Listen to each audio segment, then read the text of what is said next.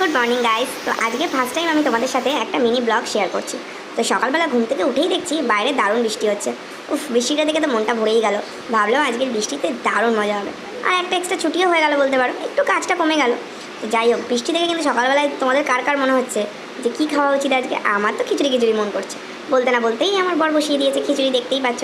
আর ও যখন খিচুড়ি করতে বসে গেছে তখন আর আমার তো এদিক ওদিক ঘুরে বেড়ানোই কাজ। তো দেখতেই পাচ্ছ রেডি ফেডি হয়ে নিয়েছি, বাট এর মধ্যেই চলে এসেছে একটা পার্সেল। এই বৃষ্টির মধ্যেও দাদাগুলো কীভাবে ভিজে ভিজে কাজ করে সেটাই ভাবি, জানো তো। যে ছেলেটা পার্সেল নিতে এসেছিলো সেই ছেলেটা কিন্তু একদম ভিজে গেছিলো। দেখো পার্সেলটা অনেকটা ভিজে গেছে, কারণ আমাদের এখানে প্রায় অনেকটাই জল জমে গেছিলো, কারণ সকাল থেকে অনবরত বৃষ্টি হচ্ছিলো। তো যাই হোক, পার্সেলটা তো খোলার দায়িত্ব সবসময় সোনুরই থাকে, কারণ ও পার্সেল খুলতে খুব ভালোবাসে। তো পার্সেলটা দেখলে পারলে কিছুই না, তোমার দাদার জন্য একটা ঘড়ি অর্ডার করেছিলাম, বেশ ভালো লাগছিলো, ওই জন্য নিয়ে নিয়েছিলাম। আর খিচুড়ি হবে, তার সাথে কোনো কিছু হবে না সেটা তো হতে পারে না। তো অনেক কিছুই হয়ে গেছিলো গাইজ, দেখতেই পাচ্ছ। পেঁয়াজি হয়েছিল, বেগুন ভাজা আর পাঁপড় ভাজা, খিচুড়ি একদম জমে ক্ষীর।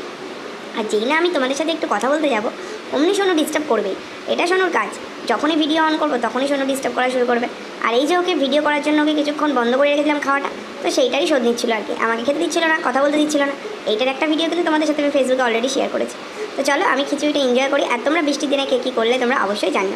চলো তাহলে আজকের মতো টাটা, বাই বাই।